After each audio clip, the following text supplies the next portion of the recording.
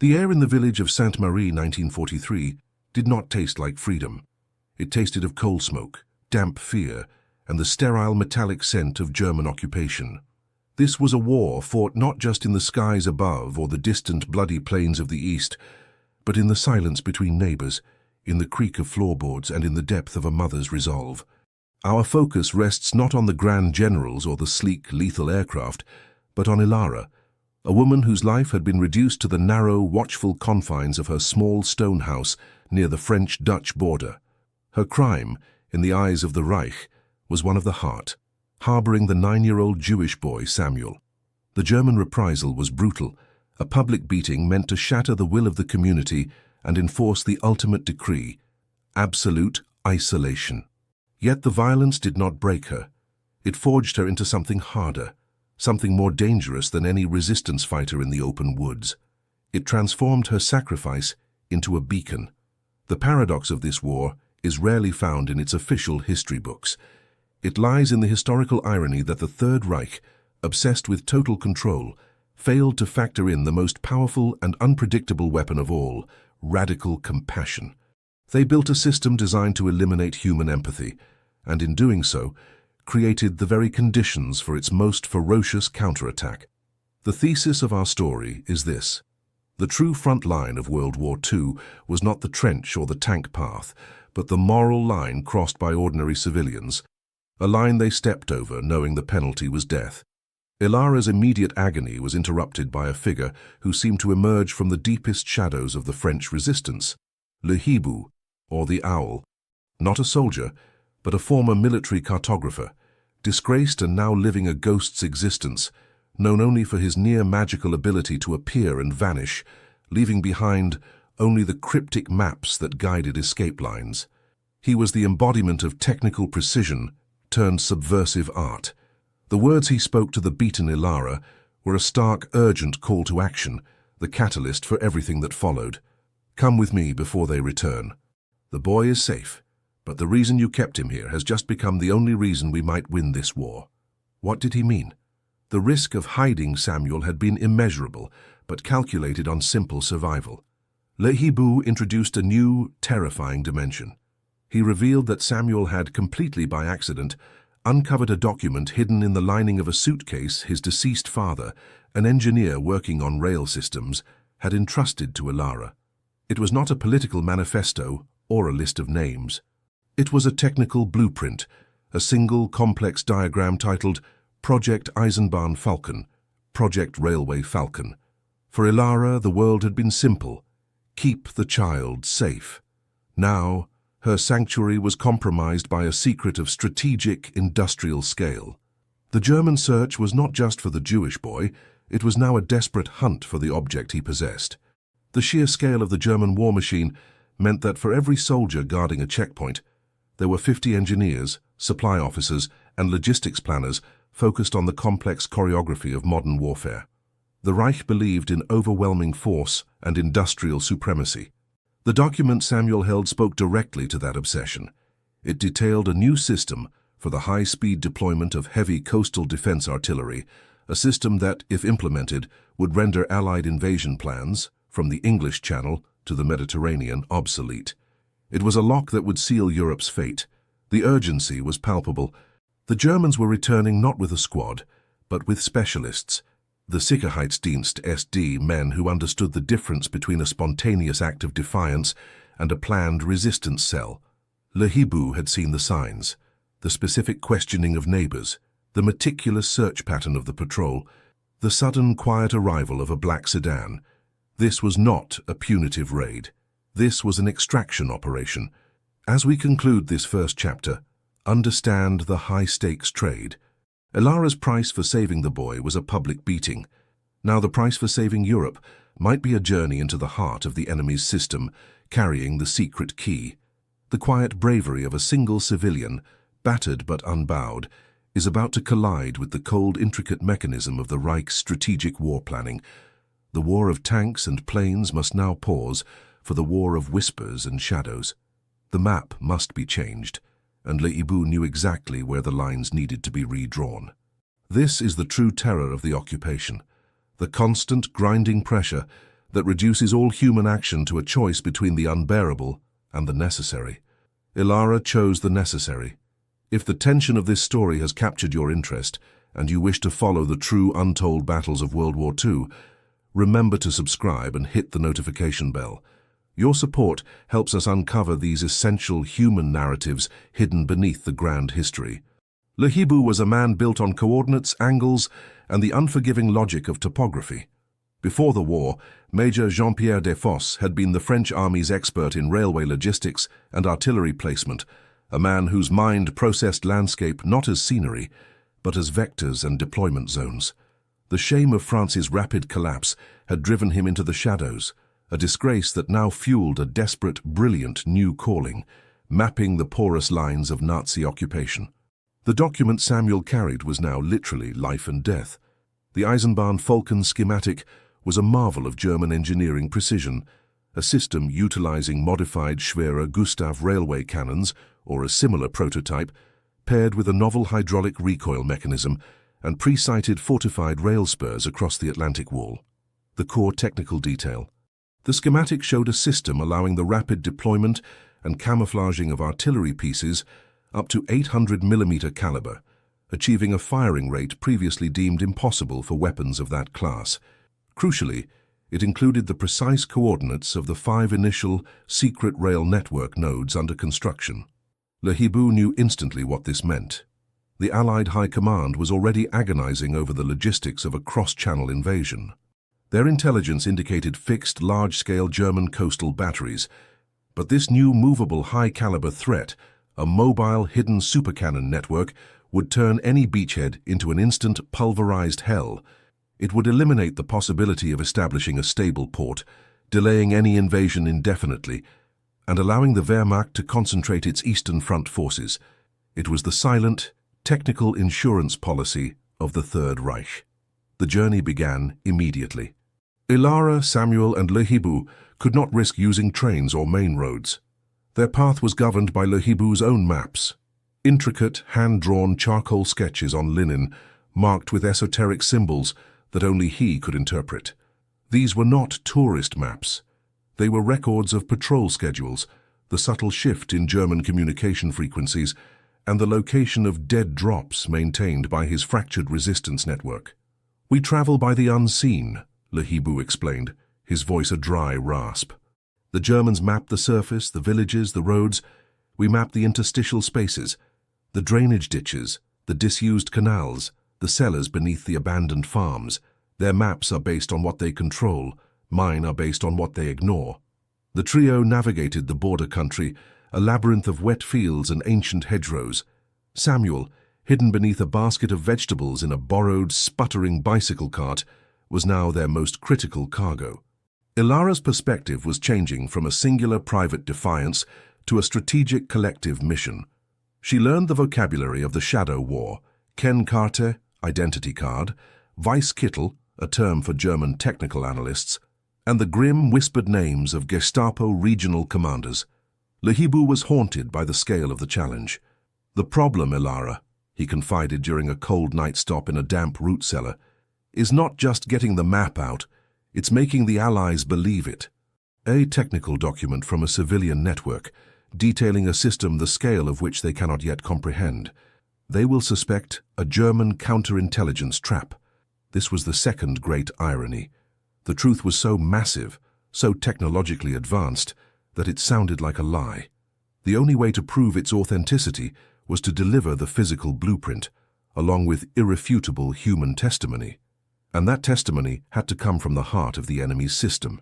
Their goal became the city of Lille, a hub of German railway logistics and an established, though heavily compromised, escape route to the coast. Lehibu needed to contact his last trusted asset, a woman known only as the Stitch. This asset, he believed, had connections to the neutral Swiss networks, the only reliable conduit for high-level intelligence to London. But the Germans were already tracing their path. A report from the SD in Brussels, intercepted by a compromised French post office worker, confirmed the level of alarm. SD report, Central Logistics, AOK 15, 18th of July 1943. The subject document, previously dismissed as theoretical, is now confirmed to be in unauthorized hands. Deployment of Rail Cannon Battery 3 has been suspended. The civilian woman Ilara must be interrogated. She is the only known point of contact. Priority designation, Adler Fang, Eagle Catch. The hunt was shifting from a local manhunt to a centralized strategic operation. They were no longer being pursued by weary soldiers, but by specialized German intelligence assets trained to track the faintest anomaly in the human terrain. The game had just moved to a far deadlier board, where every detail on Lehibu's map, every twitch of Ilara's battered face, could mean the difference between life, death, and the fate of Europe. Lille was a city of steel and suffocated ambitions. Its main station, Lille-Flandre, was the thrumming heart of German logistical power in the north, a nexus for troop movements, war materials, and, critically, the sensitive rail construction linked to the Eisenbahn-Falken project. Lehibu had planned their entry with the meticulous detail of a siege engineer. They avoided the daylight patrols, choosing instead the chaos of the late-night freight movements. Their entry point, a rarely used sewer line leading into the massive echoing yards of a disused textile factory adjacent to the main depot. The mental state of the group was fraying. Samuel, shielded as much as possible, clung to Ilara, his silence a constant reminder of the risk. Ilara, despite the pain of her injuries, had developed the sharp instinct of the hunted, a hyper-awareness of shadow, sound, and the lethal predictability of the occupation. Lehibu's contact, the Stitch, was Simone, a young woman who worked in the city's largest German contracted textile mill, which also specialized in creating the intricate camouflage netting for Wehrmacht equipment. It was the perfect cover, invisible, mundane, yet granting access to the physical and technical secrets of the German war effort. Simone's current assignment had an unexpected technical overlap. She was fabricating specialized canvas rail covers designed to conceal the enormous rail cannons described in Samuel's schematic. She had unknowingly been working on the cover for the very weapon system the group was trying to expose. The rendezvous was set for the deep, dusty storeroom beneath the textile mill, past stacks of rough-cut cotton and rolls of dull olive-green canvas. But intelligence work is a currency built on trust, and trust is the first casualty of occupation. Simone, seeing the desperation in Lehibu's eyes and the child hidden in Ilara's arms, was initially cautious, almost hostile. "The Allies send messages, not children, Jean-Pierre," she whispered, her voice tight, echoing in the cavernous room. "This smells of a German plant. Why would they let a document this critical fall into the hands of une paysan?" The suspicion was logical, historical, and deeply dangerous. Many resistance groups were riddled with double agents, V-Männer, used by the SD to sow doubt and expose networks. The German counterintelligence doctrine, Abwehr Doctrine 44, specifically dictated using high-value but misleading intelligence drops to test and burn Allied networks. This was the psychological terror. The truth itself was indistinguishable from the most lethal lie. To prove the document's authenticity, Lehibu had to take an impossible risk. He had to show Simone the specific construction of the hidden rail network mentioned in the schematic. The coordinates led them to a decommissioned railway tunnel on the outskirts of Lille, a place heavily guarded but ostensibly used for minor repairs. Under the cover of a dense, swirling fog, a gift from the Channel, they approached the tunnel. Using a pair of old French army binoculars, Lehibu directed Simone's attention to the subtle, almost invisible technical detail. The freshly laid, heavier gauge rails used for the final, sensitive stretch of the trackbed. A telltale signature of high-pressure, heavy load transfer. Quote, based on technical report of rail speculation, "It was the sleepers, Simone. Not the rails, but the sleepers. They were spaced 2 millimeters closer than standard. An invisible difference, but only necessary for the specific dead weight distribution of a weapon unit exceeding 700 tons. No civilian rail engineer would ever notice, but a cartographer for the Schwerer Gustav. He would use that detail as his personal signature. The technical precision was irrefutable. Simone's fear dissolved into a cold, terrifying clarity. The map was real. The threat was imminent. The urgency intensified. They learned that the SD had deployed their most ruthless technical analyst to the region, Hauptsturmführer Klaus Richter, a man whose specialty was not torture, but the psychological dissection of human motivation and the systematic reconstruction of broken intelligence fragments. Richter had zeroed in on the most logical point of escape, the Swiss border. He was not pursuing them across the whole map. He was moving to cut off the only logical exit point. Simone the Stitch now activated her network. The plan was no longer a simple escape, but a relay race across Europe, carrying the physical blueprint. The next stage involved infiltrating a legitimate German supply train carrying essential winter wool to a depot near the Swiss border. A ghost train built on a foundation of German logistics. The risk was monumental. If caught on a military supply line, their summary execution was certain. But it was the fastest, most heavily guarded route, and therefore the least expected for a small band of fugitives. The stage was set. 3 civilians and 1 child, with a secret blueprint that could alter the course of the war, were about to board the belly of the beast. The shadows of Lille were lifting, but the terrifying light of exposure was beginning to shine on their path. The German supply train was a leviathan, clattering eastward toward the Swiss border. Ilara, Samuel, and Lehibou were concealed beneath sacks of raw wool in a sealed boxcar, the constant rhythmic clack of the wheels a terrifying soundtrack to their confined existence. The journey was a study in sensory deprivation, the smell of grease and wool, the metallic shriek of brakes and the chilling proximity to the occupying power. This chapter is about the human toll of the technical war. Ilara, now acting as the boy's protector and the keeper of the schematic, felt the burden of their mission. She reflected on the engineer, Samuel's father, who had designed the system he now unknowingly carried the key to dismantling. He was a man forced to create the tools of his own people's destruction. This was the core moral contradiction of the war, a conflict fought by machines, but ultimately decided by the moral choices of the men who built them. In the darkness of the boxcar, Lehibou spoke of the man who had created the Eisenbahn Falcon. Quote, based on engineer's ethos, "The engineer who designed this system was a patriot, a German driven by a love for precision. He saw only the beautiful mathematics of the solution, but he added the counter mechanism, the subtle flaw in the design. He built the perfect lock, but he also forged a key, a vulnerability that only he or someone with his blueprint could exploit. The war machine demanded perfection. He delivered perfection with a seed of moral failure. The secret of the blueprint was not just the strategic location of the rail nodes, but the specific torque requirements of the hydraulic recoil stabilizer. The schematic detailed a precise pressure valve setting, the technical vulnerability, that if remotely triggered at the moment of firing, would cause catastrophic structural failure to the entire unit. It was a sabotage plan hidden within the assembly instructions, the perfect, elegant act of defiance. As the train ascended the dramatic snow-dusted slopes toward the Swiss border, the pressure on the group escalated. German logistical patrols, Streifwachen, were increasingly frequent, checking cargo manifests and seal integrity. Meanwhile, Hauptsturmführer Richter was not far behind. He was a specialist in pattern recognition. He had deduced the group's trajectory not by tracking their movement, but by analyzing the strategic map of the resistance network itself. He correctly assumed that any high-value intelligence would be funneled through the most secure, most expensive route, the Swiss banking and diplomatic channels. He didn't need to chase them.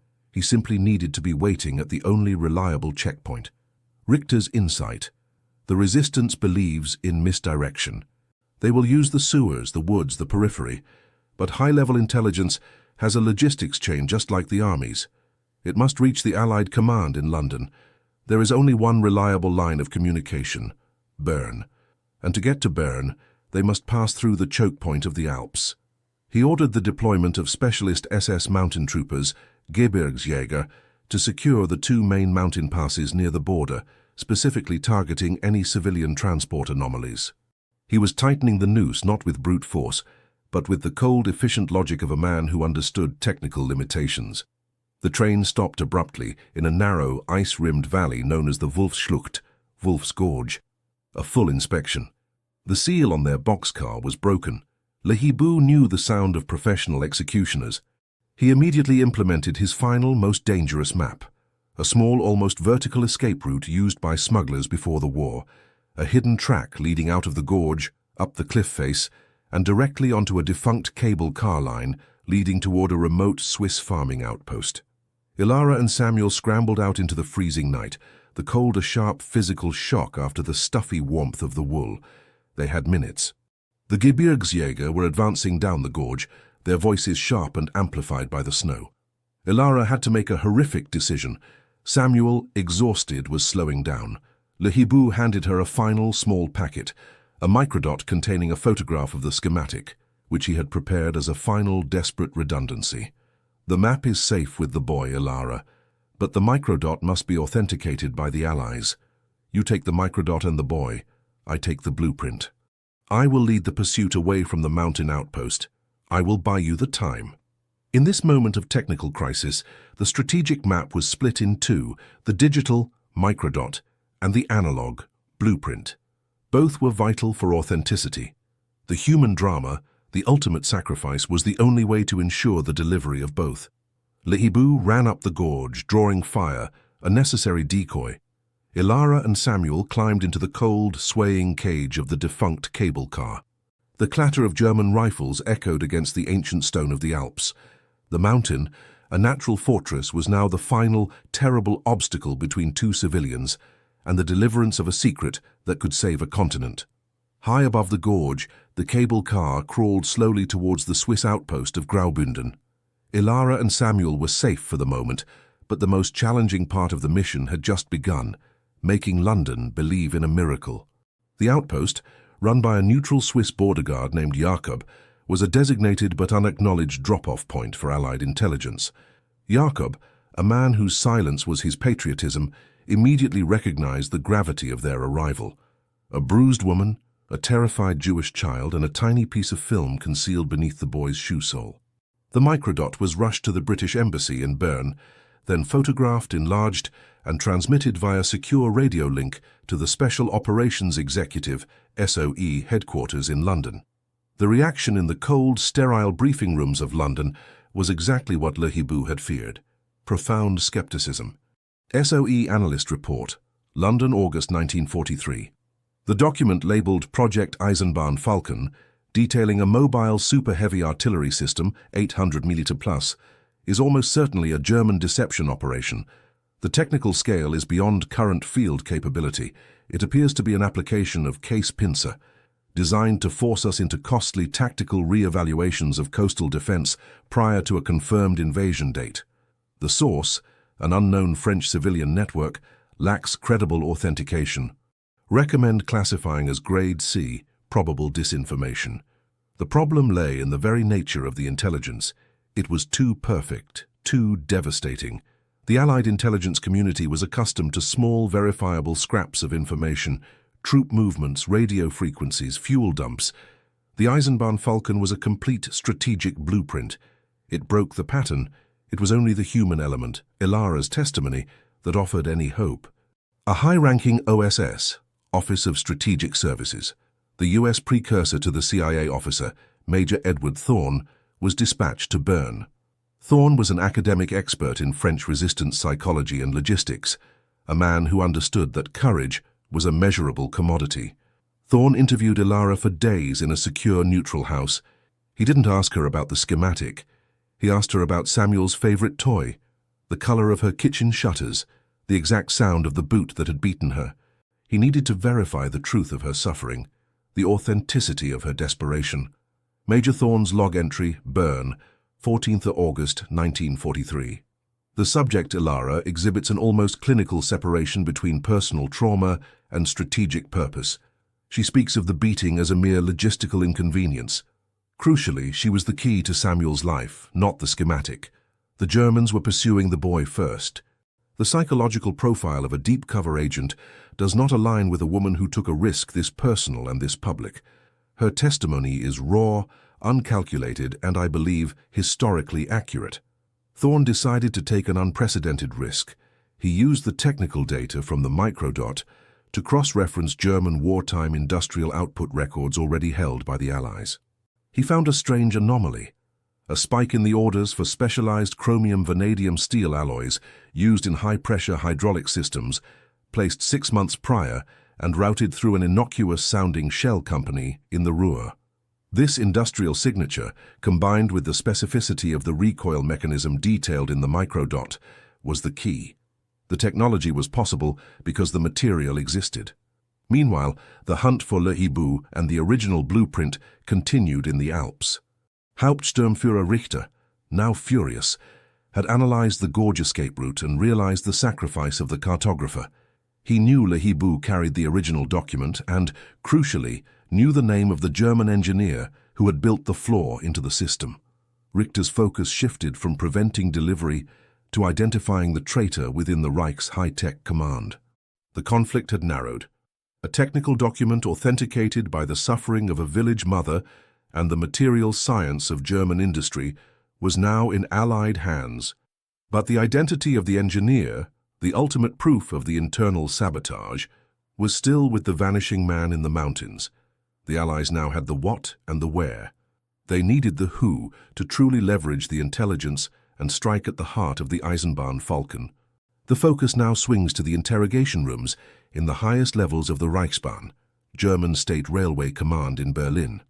Hauptsturmführer Richter, failing to capture Le Hibou, was using a different kind of map, the organizational chart of the Eisenbahn Falcon project. Richter, a man of cold logic, had deduced that the vulnerability detailed in the schematic could not be an accident. It was an intentional technical flaw. He had his suspect, Dr. Alaric Vogt, the lead engineer on the stabilization system, the same man whose technical signature had been recognized by Le Hibou in the Lille rail yard. Vogt was a national hero, a seemingly loyal and ruthlessly efficient master of heavy logistics. He was also Samuel's father. The profound historical irony reached its peak. The man who created the weapon was the same man who designed the kill switch, and his secret was now being carried by the son he sacrificed to save. Richter's interrogation of Vogt was a masterpiece of psychological terror. He did not use physical violence. He used the engineer's own devotion to technical perfection against him. Richter to Vogt in Berlin. Dr. Vogt, the blueprint that has reached the enemy details a precise hydraulic valve failure, a flaw so subtle it would require an intentional override of the standard stress calculations. It is a work of genius, Doctor, but genius in the service of treason. We know your son was sent to the French border. Tell me, Doctor, which is more perfect? The 800mm artillery piece that crushes the invader, or the moral compass that compels a father to ensure its failure? Vogt, facing the truth of his act, broke not from fear, but from the immense crushing weight of his dual loyalties. He confessed to designing the sabotage mechanism, but his confession was not the final piece of the puzzle. It was the confirmation the Allies needed. Simultaneously, Le Hibou, captured and held near the Swiss border, endured days of brutal interrogation. He knew his body was lost, but the physical blueprint was not. He had hidden it in the sole of a specialized waterproof hiking boot he had secured moments before his capture, a boot that was now sitting in an evidence locker.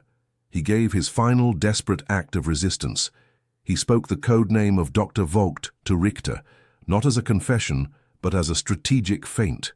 He knew Richter would immediately verify the claim. The news of Vogt's treason, reaching the Allies through double agents, would be the final, irrefutable authentication of the microdot. It tied the human truth to the technical fact. The Allies had the technical schematic, microdot, and the name of the traitor, Vogt, which proved the blueprint's authenticity. The Allied command now had everything it needed to act. They had the location of the 5 secret rail nodes from the schematic, and they knew the exact technical vulnerability. The skepticism vanished, replaced by a cold, operational certainty. The final phase of the plan was simple and precise. A specialized SOE team, utilizing the Swiss underground network, would be dispatched to the 5 coordinates. Their mission was not to destroy the massive cannons, a job requiring heavy bombing, but to perform a surgical strike, delivering the engineered sabotage. They carried small, custom-made detonators, designed in London based on the Eisenbahn Falcon blueprint, set to trigger the precise recoil pressure valve failure Dr. Vogt had designed. The war of the map was over. The war of the tool had begun. The small act of defiance by a desperate father was now being weaponized by two nations. The technical precision of the Reich was now facing the ultimate counter. The precision of its own design turned against it. The fate of the D-Day landings rested on 5 tiny detonations in 5 hidden rail spurs across occupied Europe. The day was October 23, 1943, not a day known to most history books. There were no massive air battles, no sweeping tank charges, and no grand speeches. It was a night of rain, mud, and surgical precision. The 5 SOE resistance teams, guided by Le Hibou's final meticulously drawn maps, the coordinates confirmed by Vogt's schematics, executed Operation Falkensturz, Falcon Fall. They approached the hidden rail nodes, which were concealed under massive, hastily built camouflage netting. The very netting Simone, the Stitch, had helped manufacture in Lille. The German crews, confident in the secrecy and massive power of their new weapons, were unaware of the small, silent infiltrations. The teams located the hydraulic stabilizer mechanisms and with a small, quiet click, armed the custom-made detonators. The operation was over in less than 30 minutes. The result was not immediate, spectacular destruction. The sabotage was subtle, designed to fail only under the specific, immense pressure of the first test firing. 3 weeks later, the German High Command ordered the first operational test of Battery 3 near Calais. The 800mm cannon, a symbol of German industrial superiority, fired its first round. The projectile soared. But seconds later, the hydraulic recoil stabilizers, stressed far beyond their actual threshold by the minute tampering, buckled. The unit did not explode. It suffered a catastrophic structural implosion, rendering the cannon and its entire rail spur permanently unusable. The crew survived, but the weapon system was crippled. The remaining 4 batteries, awaiting final checks, were quietly disassembled by the German engineers, who instantly recognized the intentional flaw in the wreckage of Battery 3. The official Wehrmacht report stated a catastrophic material failure and shelved the Eisenbahn Falcon indefinitely. The Allied forces never had to fight a mobile supercannon on the beaches of Normandy. The single accidental piece of intelligence, carried by a Jewish child and protected by a defiant mother, had neutralized one of the greatest technological threats to the invasion. The strategic impact was undeniable. The absence of the Eisenbahn Falcon on the Atlantic Wall meant that when the Allied boots finally hit the sands on D-Day, they faced fixed defenses, not mobile, high-caliber nightmares. The moral courage of a civilian had provided the necessary tactical advantage for the largest military operation in history. The legacy. Elara survived the war, reunited with Samuel, who eventually emigrated to the United States. She was later honored as righteous among the nations, the simplest definition for her radical compassion. Dr. Alaric Vogt, the engineer who became the architect of treason, was executed by the SD days after his confession. His sacrifice was known only to the highest echelons of the resistance and the Allied command. Le Hibou was never officially rescued, presumed executed in the Alps.